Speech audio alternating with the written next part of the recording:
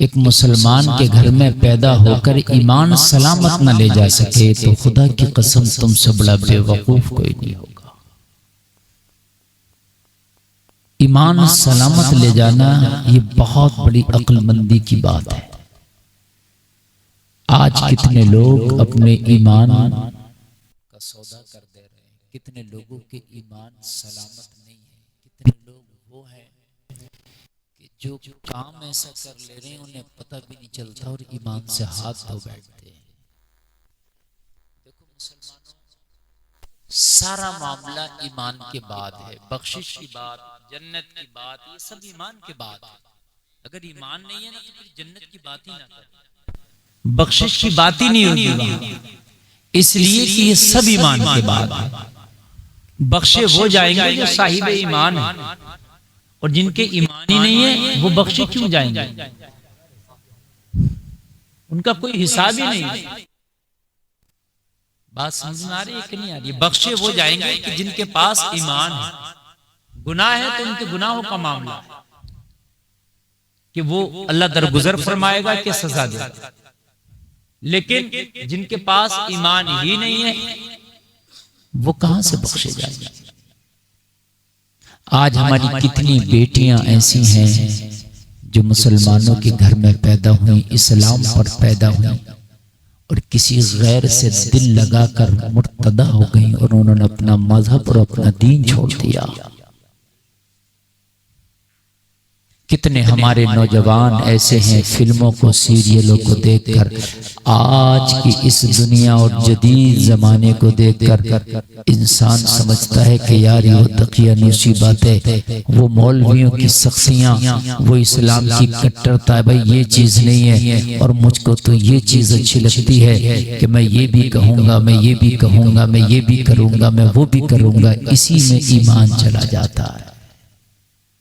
क्या है ईमान? इहदिनस सिरातल मुस्तकीम, एक सीधे रास्ते का नाम है। जरा सा भटका काम खत्म। ट्रेन अगर सीधी चले तो खुदा की कसम बरेली से चल के वो बेंगलोर पहुंच जाए, कलकत्ता पहुंच जाए, और अगर अपनी पटरी से उतरे तो बरेली के 2 कदम आगे न बढ़ पाए। पटरी पे चलती रहे तो कोलकाता पहुंच जाए, बिहार पहुंच जाए, है ना, कश्मीर की खाड़ी तक पहुंच जाए, और जब पटरी से उतरे ना तो 4 कदम न चल सके। ईमान यही तो, इहदिनस सिरातल मुस्तकीम। ये इसीलिए अल्लाह ने कहा सीधे रास्ते की दुआ करते रहो। इस पर चलते रहोगे ना तो बहुत आगे जाओगे, इतने आगे जाओगे कि पुल से रात से गुजर के जन्नत में पहुंच जाओगे। सुभान अल्लाह, सुभान अल्लाह, बेशक बेशक। सिरातल मुस्तकीम का जो स्टेशन है, लास्ट स्टॉप जो है वो जन्नत है। इहदिनस सिरातल मुस्तकीम का जो लास्ट स्टॉप है वो क्या है? जोर से बोले, ये जन्नत है। और ये गुजरेगा रास्ता आपका चलता रहेगा, और फिर बीच में पुल सिरात भी आएगा। लेकिन खुदा की कसम, जिसने इहदिनस सिरातल मुस्तकीम पे चलना सीख लिया हो वो पुल सिरात पे भी नहीं भटकेगा। बेशक बेशक बेशक। आखिरी स्टॉप उसका जन्नत होगा। और जो जरा सा भटका तो पुल सिरात तो बड़ी बात है, मरने के बाद की बात है। दुनिया के मामलात उसके सब बिगड़ जाएंगे, सब गड़बड़ा जाएंगे।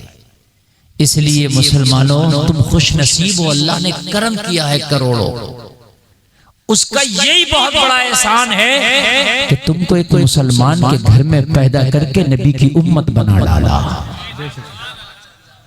अब सारी चीजें, अमीरी, गरीबी, पैसा, दौलत, शोहरत, माल, तख्त, ताज, हुस्न, जमाल, लंबाई, मोटापा, ये सारी चीजें मेरे भाई वो दे तो उसकी मजीद रहमत है।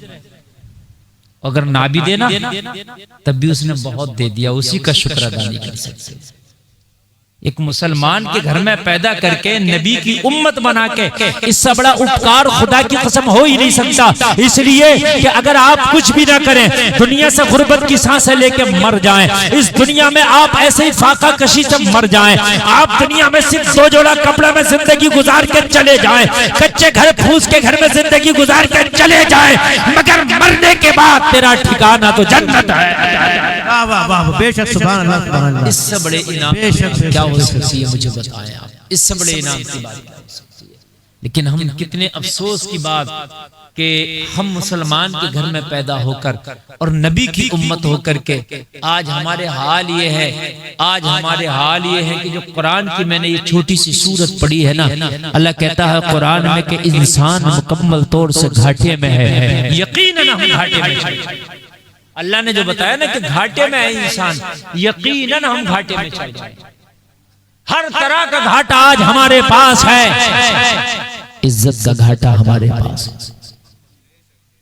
पहले मुसलमानों के पास माल नहीं था मगर इज्जत बहुत थी। हकीकत बता रहा हूं, माल नहीं था मगर इज्जत बहुत ज्यादा थी। आज माल है मगर इज्जत नहीं है। हकीकत बता रहे हैं।